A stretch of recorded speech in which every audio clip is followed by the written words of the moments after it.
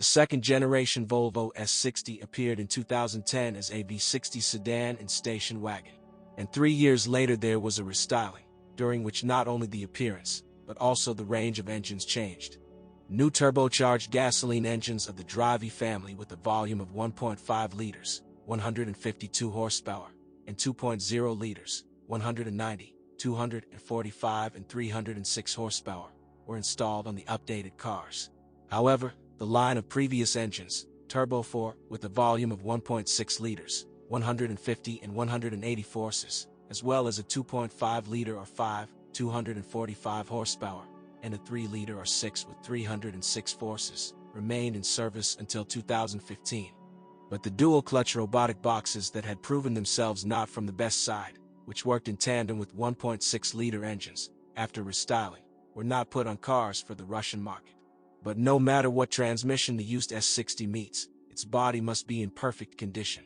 The exception is hastily restored after an accident copies. The Scandinavian model with corrosion resistance is in perfect order, although paint chips on the hood and fenders may occur. Over time, however, the chrome coating on the decorative elements of the case fades and shaggy. But in general, the body and the paint itself of the car are very strong. But the windshield does not differ in strength. It quickly becomes chipped and rubbed with brushes. And when buying a new one, you should not spend money on a branded part. It is possible and even necessary to get by with the high-quality, non-original. Such glass is not only cheaper, but also much more durable. In addition, lights and headlights often sweat on a car, and the disease can progress with age. Treatment: replacing the headlight sealing gum with butyl tape from the manufacturer or its equivalent. With an increase in mileage, servo-driven door locks fail, the replacement of which is quite expensive. As for the motors, they are generally reliable, although they are not without some problems. Initially, the second generation of the 60s was equipped with turbocharged 1.6-liter 4s borrowed from Ford, as well as engines of its own production, inline 2.5-liter 5s and 6s with a volume of 3.0 liters. Four-cylinder units performed well, but turned out to be extremely demanding on the quality of fuel and oil, and are also very afraid of overheating. The use of surrogate gasoline and liquid lubricant immediately affected the health of the motors, up to the burnout of the pistons and the appearance of scoring on the plain bearings. A slight overheating often led to warping of the cylinder head. But native Volvo engines are reputed to be durable and trouble-free, although they are distinguished by increased fuel consumption and higher maintenance costs. It is a pity that in the fight for the environment they gave way to engines with fewer cylinders and more modest displacement, which began to be installed on the S60 after 2015.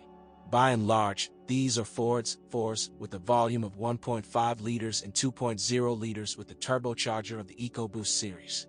We must pay tribute to the fact that the 1.5-liter engine has become more reliable than its predecessor with a volume of 1.6 liters. It is less prone to overheating. Problems with the timing mechanism and the phase variation system have sunk into oblivion.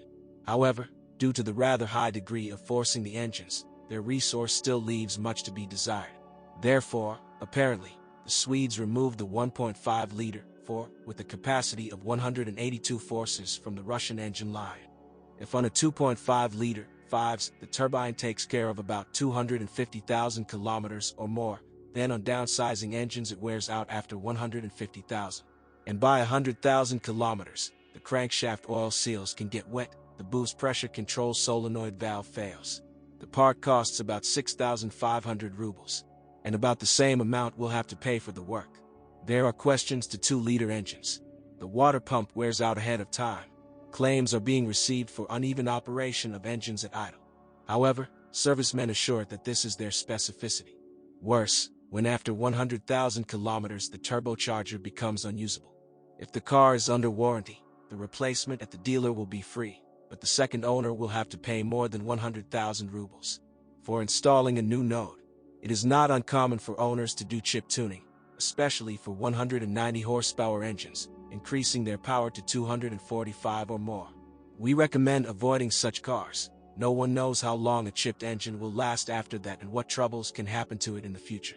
Diesel versions of the S60 were sold until 2013, mainly with 2.4-liter 5s with a capacity of 205 forces. The unit is unconditionally reliable and with proper care will last 400,000 kilometers and even more. That's just in the Russian market. They can be counted on the fingers. But we have quite a few modifications with the power shift robotic box, equipped with 2 clutches operating in an oil bath. This box can be called the Achilles heel of the Volvo S60.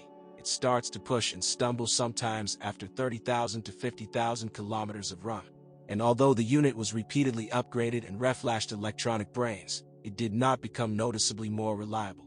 Therefore, the company decided to completely remove the robot from the arsenal of Russian Volvo after restyling.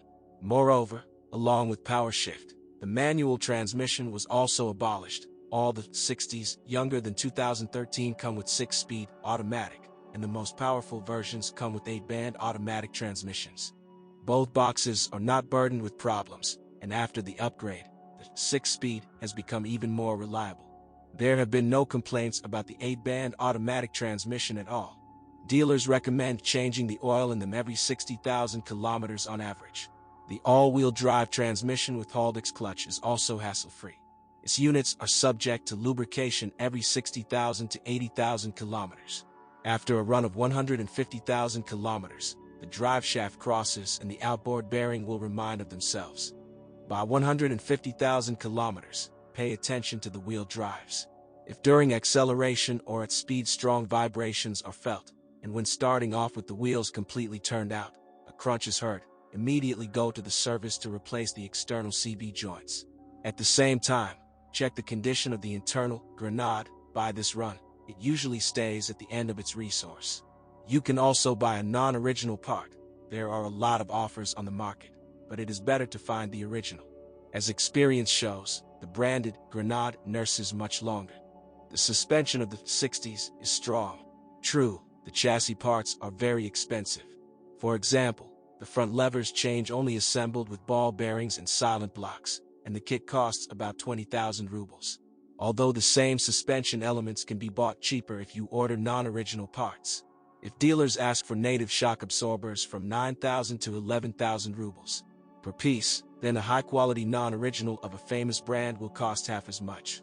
Therefore, most owners do just that. The steering rack can withstand 120,000 kilometers and even more. Moreover, it can be repaired, or rather, restored for only $300 in exchange for a worn-out old one. There are more and more workshops offering such services in large Russian cities. Summing up, we can state that a used S60 will not ruin the second owner. To minimize unforeseen costs, we advise you to stop at post-styling cars, in which most of the childhood diseases have already been cured. And the best choice is a 2-liter modification with a capacity of 190 or 245 horses with a classic automatic.